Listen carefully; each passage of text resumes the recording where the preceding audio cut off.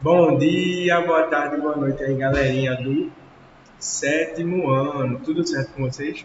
Então, na aula de hoje, a gente vai fazer uma recapitulada sobre o conteúdo referentes a biomas brasileiros, certo? Bom, a prova, os temas que irão cair vão ser ecologia, certo? E biomas brasileiros. Eu vou estar enviando para vocês essa semana os conteúdos e as páginas referentes ao livro, certo? Mas vamos começar aqui nossa revisão sobre biomas brasileiros. Bom, primeiro vamos recapitular o que é um bioma, certo? Nesse slide, quem quiser eu posso enviar para você, certo? Mas não precisa copiar o que está escrito aí na tela. É só acompanhar aqui a leitura comigo.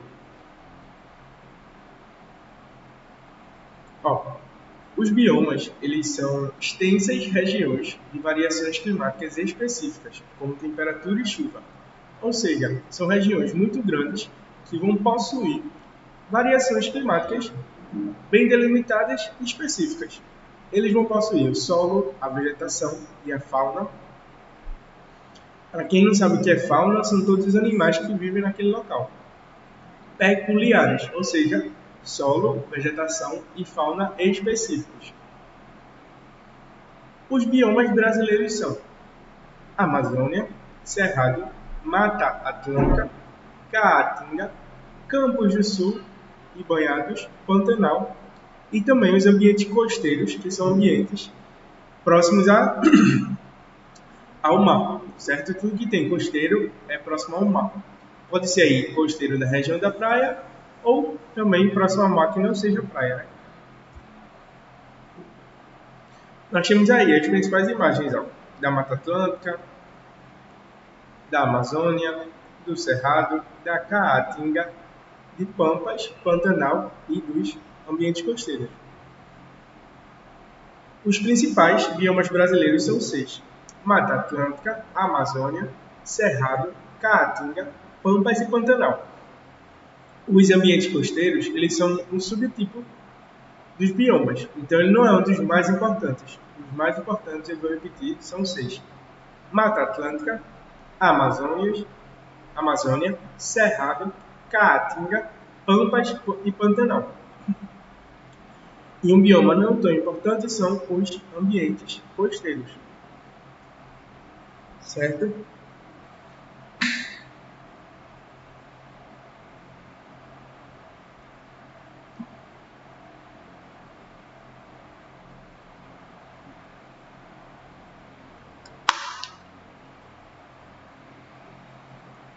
Bom, vamos começar de fato a estudar as principais características dos biomas. Primeiro vamos falar do Cerrado.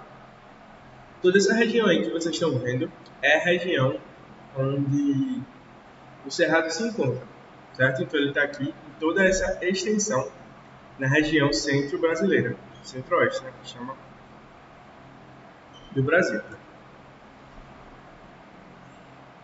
Ainda resta 19,15% do Cerrado brasileiro, ou seja, 19,15% do Cerrado vai possuir uma vegetação original. O solo do Cerrado é muito rico em um componente químico chamado de alumínio, ou seja, tem muito ferro. Ferro, alumínio, materiais, metais, né? Alguns aspectos sobre as árvores do Cerrado.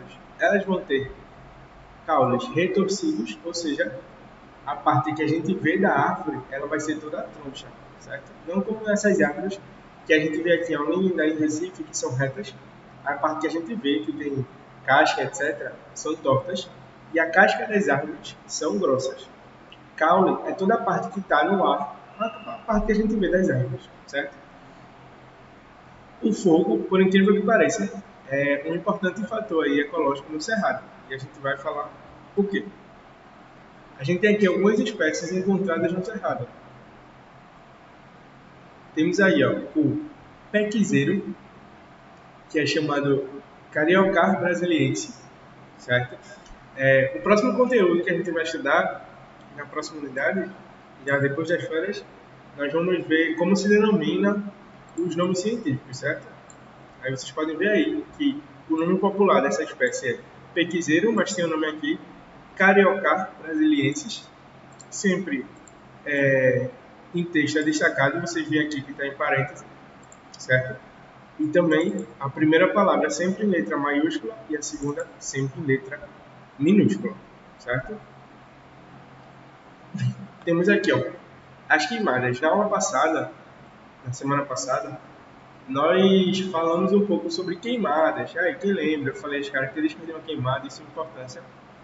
E, basicamente, para que as queimadas servem?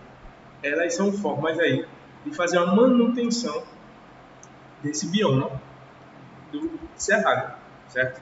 Claro que a vegetação natural consegue controlar esse bioma a partir de areia, a partir de pedras, a partir de vegetação seca e também muitas sementes de muitas árvores, elas só são possibilitadas de germinar a partir do fogo, certo? Algumas sementes de árvores, elas só podem germinar a partir do fogo lá no cerrado. Então, dentro do cerrado, as queimadas têm importância natural, certo? Só que o homem ele intensifica muito esse processo, prejudicando até mesmo quem não precisa dessas queimadas. Até mesmo os seres vivos, animais e vegetais, que não vão precisar desse tipo de queimadas, certo? Vamos falar agora sobre o cerrado. Quer dizer, estamos falando sobre o cerrado, algumas outras características do cerrado. O cerrado vai possuir algumas adaptações. As cascas e folhas vão ser grossas. Vão possuir tricomas, que são substâncias naturais que facilitam a proteção das plantas. Os caules das árvores dos cerrados, muitas vezes, eles vão ser subterrâneos, ou seja, essa região aqui que a gente vê é o caule, certo? E algumas árvores, essa região aqui que a gente vê, ela vai estar um pouco também aqui no solo, certo? E as raízes dos cerrados são bem profundas. Você vê aqui que pode possuir até 15 metros de profundidade. Por que isso? Porque para encontrar água é bem difícil no cerrado, né? Então, para alcançar um lençol freático, que a gente já falou sobre lençóis freáticos lá no tema sobre água, é importante a gente ir muito a fundo. Temos aqui Babatimão, uma espécie aí muito conhecida do cerrado, que tem nome científico Schinodendron sp. E outra espécie muito famosa do cerrado, o chapéu de couro aqui, essa planta, que também é Echinodurus gradiflorus, o nome científico aí da vegetação do cerrado, certo? E o cerrado ele vai possuir diversos impactos ambientais. Quais são eles? Ele vai possuir muitos metais pesados no seu solo, por conta da agricultura. E dentro do cerrado, é estimado que o desmatamento, ele por minuto, ele chega a ser igual à área de 2,6 campos de futebol, certo? Quase 3 campos de futebol aí são desmatados por minuto no cerrado.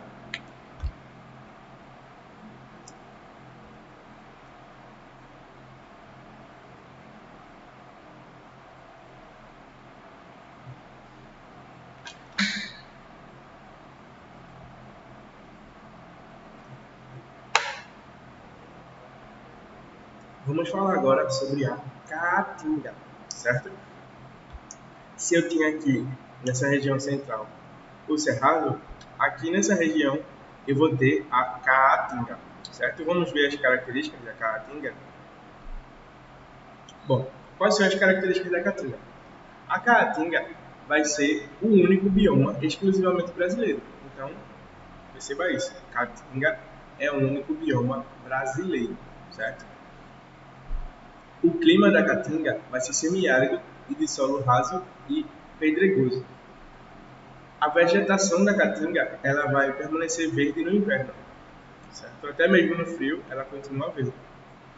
E as adaptações da Caatinga são raízes superficiais, caules e raízes armazenadoras de água, plantas espinhosas. Então a gente tem aí, ó, raízes superficiais, certo? Então as raízes vão sobrepor, chegar um pouco no ar, né, na região que a gente vê. Os caules e raízes, eles armazenam muita água, porque na caatinga é uma região com pouca água. Então toda a água que tem ali vai ser armazenada. E também possui plantas espinhosas. O espinho, é importante destacar que o espinho ele é uma adaptação para um ambiente de seca. É como se você tivesse uma folha, só que a folha ela perde muita água para o meio ambiente, certo? Aí a natureza conseguiu transformar uma folha em espinho. Foi passando ao longo de milhares de anos e as folhas se tornaram espinhos nas plantas da caatinga, certo? E aí,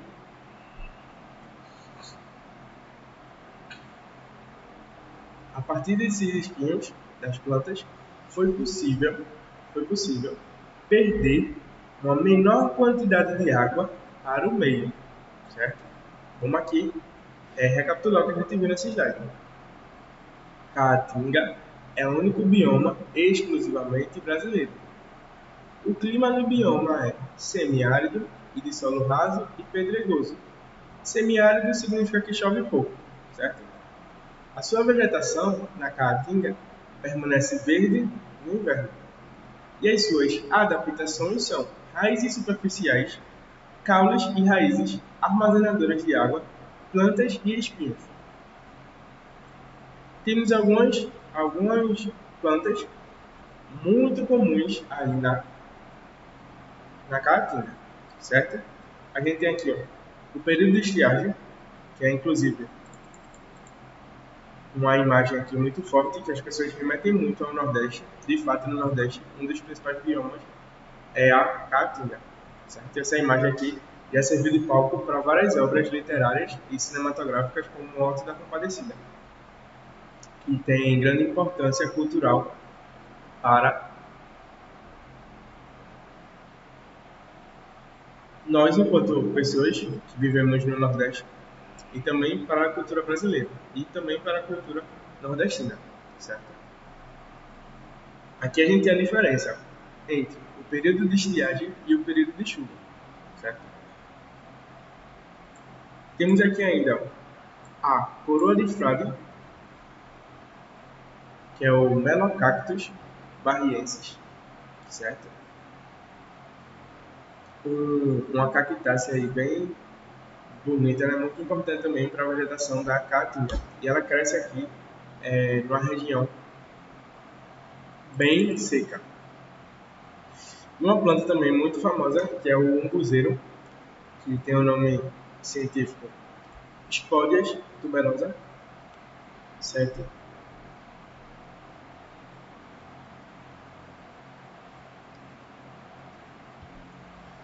Na Caatinga, quais são os principais impactos ambientais? Nós vamos ter a agropecuária, a partir da desertificação e salinização do solo, certo? E também a siderúrgica. Vou dar um zoom aqui.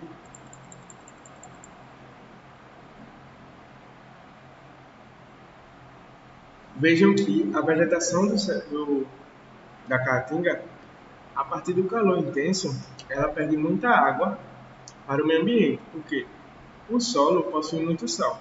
E esse sal, ele atrai a água para si. Só que quando esse sal, junto com essa água, são expostos ao calor, ele vai liberar água para o meio, certo? E vai, teoricamente, gerar nuvens. Só que essas nuvens, quando são formadas na Caatinga, elas são levadas para outros locais. E aí, é um dos motivos que se chove muito pouco na Caatinga.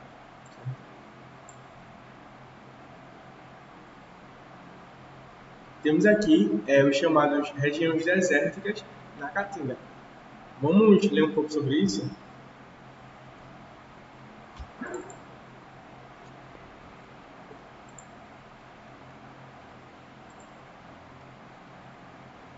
Olha, uma notícia aqui muito importante do G1. Vamos ler? Ó, desertificação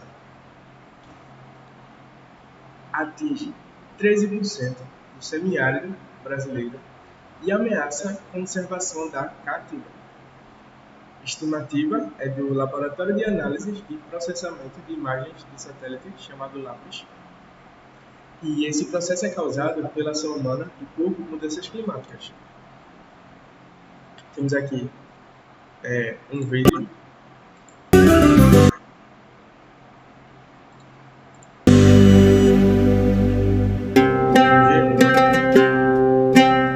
Desertificação, um fenômeno que ameaça as regiões mais secas do mundo, inclusive no Brasil.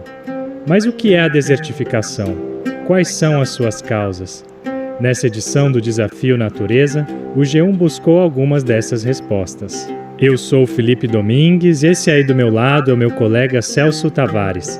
Nós fomos até o sertão nordestino observar a desertificação na Caatinga, o único bioma 100% brasileiro e o menos preservado. O resultado dessa jornada você vê agora.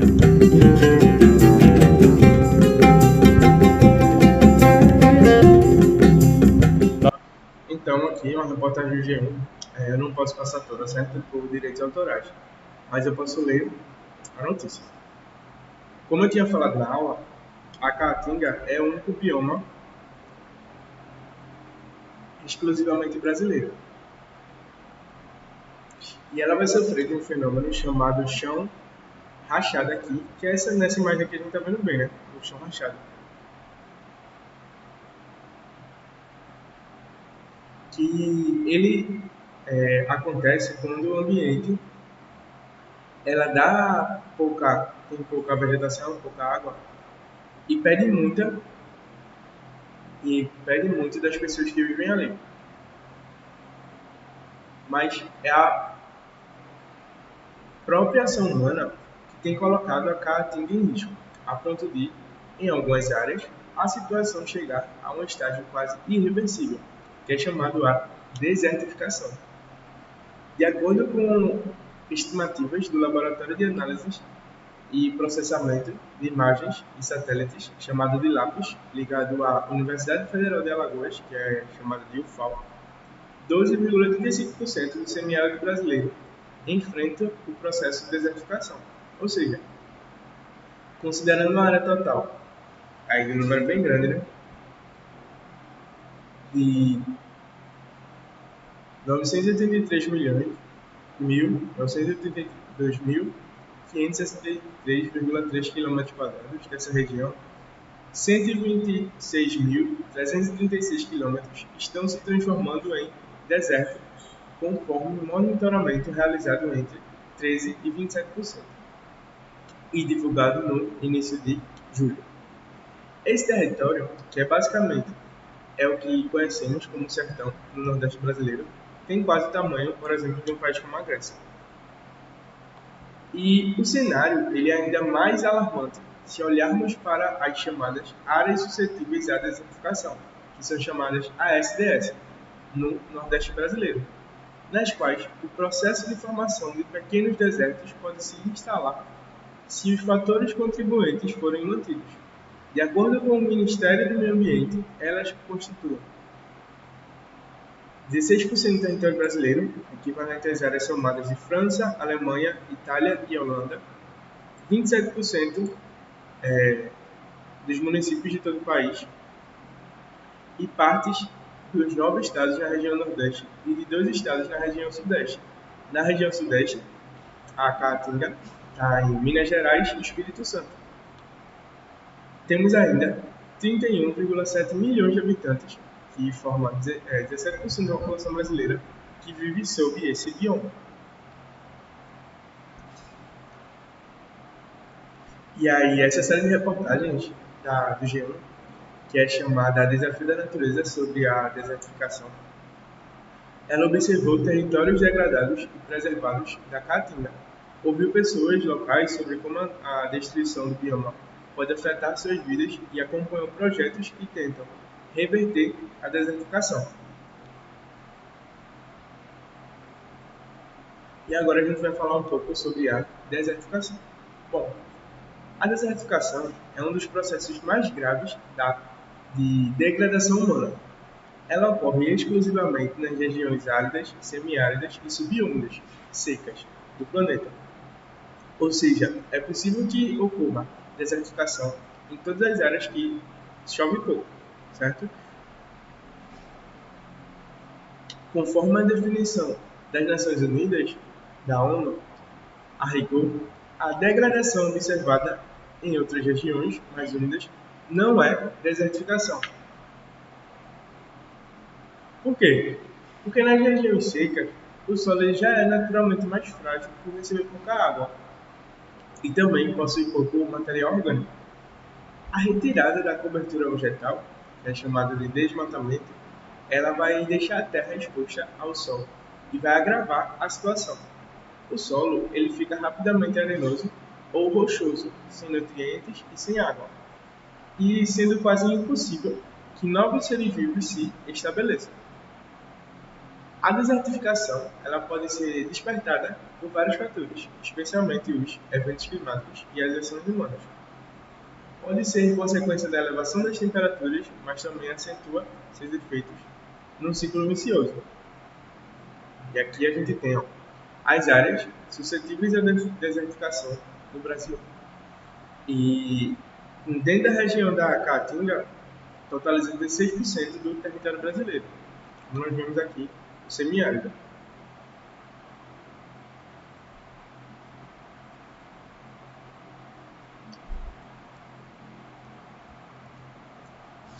De acordo com a Plataforma Intergovernamental de Políticas Científicas sobre Biodiversidade e Serviços Ecossistemas, chamado IPBES, mais de 2,7 bilhões de pessoas são prejudicadas pela desertificação em todo o mundo.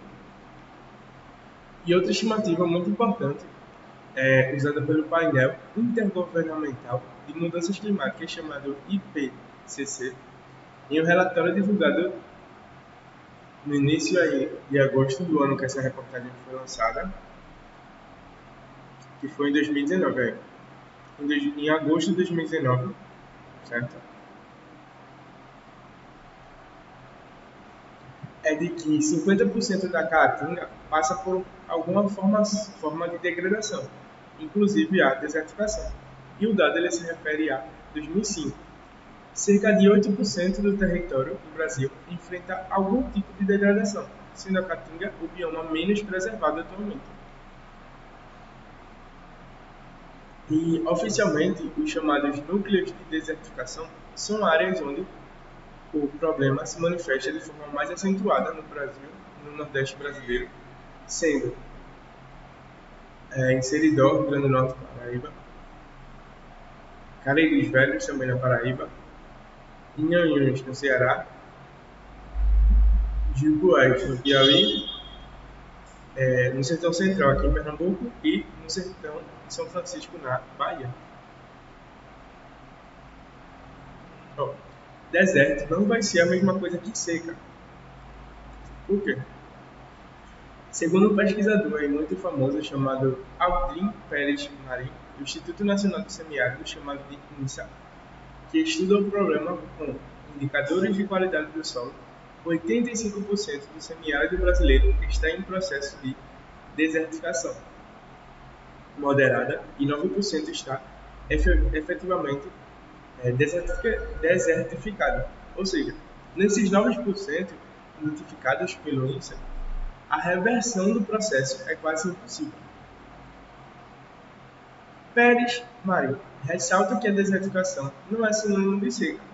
A seca é o período do ano em que chove pouco em algumas regiões do planeta. É um fenômeno natural que ocorre em quase metade da Terra, mais comum do que isso parece dizer. E cerca de 60% de tudo que chove em um ano no semiárido cai em apenas um mês. Ele ainda acrescenta, e 30% no único dia. As secas vêm ocorrendo no semiárido brasileiro, em média, a cada 29 anos. Porém, a tendência é que no futuro haja uma redução da qualidade de chuvas e sua frequência seja mais variável. Em outras palavras, chove sim no sertão, mas as chuvas caem de uma só vez e demoram para voltar. Quando chove um pouco, temos uma longa estiagem, ou seja, seca. E Adris Pérez Martins falou: a desertificação é um fenômeno antrópico, ou seja, causado pelo humano e pelo seu modelo de desenvolvimento. Portanto, desertificação é um fenômeno provocado pelo homem. Certo? Adotada em 1994, a Convenção da ONU estabeleceu alguns parâmetros para combater a desertificação no mundo, o que também é uma das metas de desenvolvimento sustentável. O Brasil é signatário da Convenção das Nações Unidas para o combate à desertificação e mitigação dos efeitos das secas, chamado UNCCD, junto a outros aí 192 países. Vamos ver aqui as causas no Nordeste brasileiro. Uma das principais causas é o desflorestamento, ou seja, desmatamento. É o principal algoz, o principal fator da caatinga, diz o coordenador do LAPES e professor do Instituto de Ciências Atmosféricas, Humberto Barbosa. Não temos números precisos sobre o desmatamento da caatinga. Não sabemos as taxas anuais. Isso dificulta implementar políticas públicas. O levantamento do LAPES usa o sistema alemão EUMETCAST para monitorar a caatinga com dados de satélites europeus. Pesquisadores observam diariamente a cobertura vegetal no semiárido brasileiro. Assim, podemos ter dados de alta frequência temporal para o monitoramento de áreas afetadas por seca e degradação, diz Barbosa, que é o correspondente do IPCC no Brasil. Os dados áreas têm sido validados com informações obtidas com drone. E aqui ele marca as áreas em processo de desertificação, Aqui delimitando a caatinga, certo? Em vermelho as áreas onde se tem desertificação. E o estudo mostra que o fenômeno da desertificação se intensificou no semiárido brasileiro nos últimos 10 anos. Até hoje, a caatinga é pressionada pelo extrativismo e nos últimos 10 anos houve fontes secas, como em 2012 e 2016, exercendo grande pressão climática na região. Isso acelerou os processos causados pelo ser humano, disse Humberto Costa, do LAPES. As intervenções humanas mudam os padrões locais da temperatura e chuva. O desmatamento da caatinga ocorre principalmente por meio de 5 fases da desertificação da caatinga. Aí nós temos aqui atividades humanas, tempo de seca e sol forte. Se chover muito de uma vez, a água leva toda a superfície do solo e com poucos nutrientes, plantas elas param de brotar sozinhas e acabam morrendo. E, por último, a degradação atinge um ponto quase irreversível. Certo? E agora nós vamos falar um pouco sobre como conter a desertificação.